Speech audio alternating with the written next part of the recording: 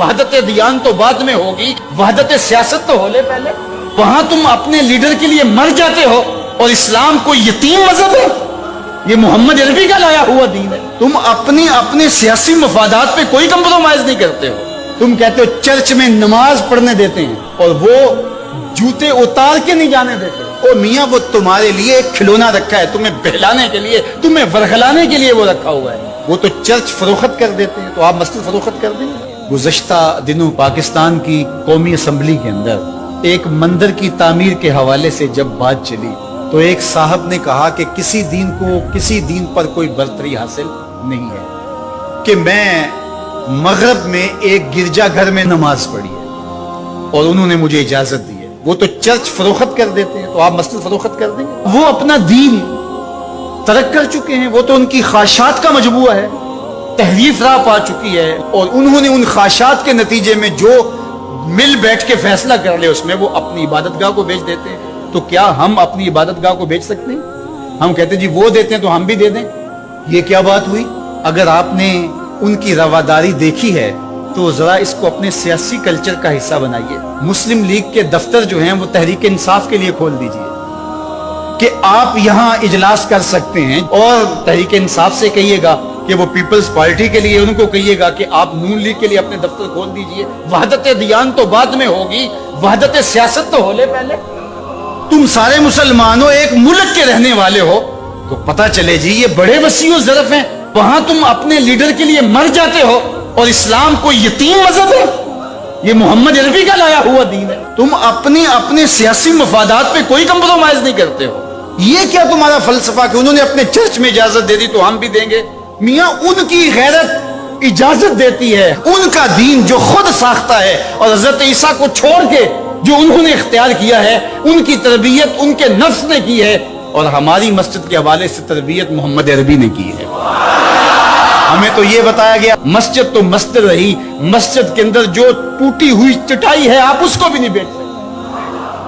باقی وہ آپ کے لیے یا دو چرچ کھول رہے ہیں اور کہیں کہ وہاں نماز پڑھیں۔ میں آپ کو ایک پیشکش کرتا ہوں کہ انہیں کہیں کہ تم بڑے وسیع و ظرف ہو مگر بہت کشادہ ذہن ہے، تو ہمیں مسجد کرتبہ میں نماز پڑھنے دیں۔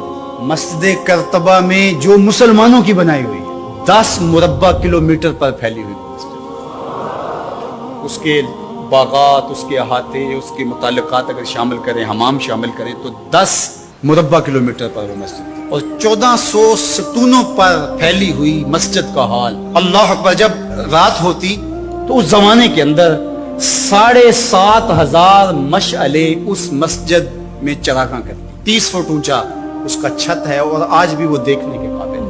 اقبال نے بے ساختہ وہاں جا کے کہا تھا، تیرا وجود مردان خدا کی دلیل، وہ بھی جلیل و جمیل، تو بھی جلیل و جمیل۔ تو وہ مسلمانوں نے بنائی ہوئی، 800 سال مسلمانوں نے اندلس میں حکمرانی کی، اب وہ مسجد مسلمانوں کی تعمیر کرتا وہاں موجود ہے، اور گرجا گھر میں تبدیل کر دی گئی۔ 2008 میں مقامی مسلمانوں نے پوپ کو درخواست دی کہ جس رواداری کی، مذہبی رواداری کی آپ بات کرتے ہیں، اس رواداری کو قائم کرنے کے لیے ایسا کیا جائے کہ ہمیں بھی اس مسجد میں نماز پڑھنے کی اجازت دی جائے۔ یہاں گرجا گھر ہے، تصویریں لگی ہوئی ہیں، اور وہ آ کے عبادت کرتے ہیں عیسائی، تو ہم بھی ایک گوشے میں عبادت کر لیا کریں۔ مغرب جس رواداری کا پرچار کرتا ہے اس کا عملی ظہور ہو جائے، لیکن پذیرائی نہیں بخشی گئی۔ کہاں گئے وسیع و ظرف؟ تم کہتے ہو گرجوں میں نماز پڑھنے دیتے ہیں، تو وہاں 2 رکعت پڑھ کے دیکھو۔ 2011 میں اللہ نے توفیق دی تو مجھے شوق تھا کہ میں مسجد کرتبہ دی، بچپن سے پڑھتے آئے، مسجد کرتبہ کی یادیں خیالوں میں نقش تھی۔ جب میں وہاں پہنچا تو وہ دروازے پہ بتا دیتے ہیں کہ یہاں نماز کی اجازت نہیں ہے۔ اب وہ مسجد جہاں قدم قدم پہ اہل علم اور اولیاء کے پیشانیوں اور سجدوں کے نشان موجود ہیں، اب مجھے تو گوارا نہ ہوا کہ میں جوتا پہن کے جاؤں، تو میں نے جوتا اتار کے ایک سمت رکھ دیا اور مسجد میں داخل ہوا، تو سیکورٹی کے لوگ میرے پیچھے بھاگے اور کہنے لگے کہ آپ یوں نہیں پھر سکتے۔ میں کہا کیوں؟ کہتے آپ نے جوتے اتارے۔ تو وہاں تمام مذاہب کے لوگ آتے ہیں، آپ جانتے ہیں کہ ان کے لباس بھی مختصر ہوتے ہیں، تو میں نے کہا انہوں نے تو لباس بھی نہیں پہنے ہوئے، تو مجھے اس کی اجازت دیتے کہ میں جوتا اتار دوں، انہوں نے لباس اتارے ہوئے۔ تو وہ کہنے لگے جی نہیں۔ میں نے کہا مجھے بات سمجھاؤ کس طرح۔ تو جو گفتگو ہوئی وہاں، جو میرے ساتھ ترجمان تھے ان کے ذریعے سے، وہ یہ تھی، چونکہ مسلمان مسجد کی تعظیم کرتے ہیں اور مسجد کی تعظیم عبادت کا روپ ہے، اور وہ مسجد کو تقدس دے کر کے اس کی تعظیم کرتے ہیں. اور آپ نے جو جوتا اتارا ہے آپ کی نیت میں مسجد کی تعظیم یہی ہے. میں نے کہا بالکل یہی. یہاں بڑے بڑے مشائخ اولیاء بیٹھتے رہے تو کس طرح میں اپنے جوتوں سے فرش کروں گا؟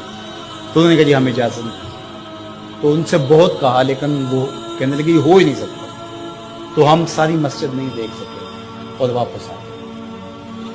اور 2014 میں پھر دوبارہ جانا ہوا, پھر یہی میرے ساتھ مسئلہ ہوا. تم کہتے ہو بڑے وسیع الظرف ہے, میں اپنا تجربہ بتا رہا ہوں. تم کہتے ہو چرچ میں نماز پڑھنے دیتے ہیں اور وہ جوتے اتار کے نہیں جانے دیتے. او میاں وہ تمہارے لیے ایک کھلونا رکھا ہے, تمہیں بہلانے کے لیے, تمہیں ورغلانے کے لیے وہ رکھا ہوا ہے.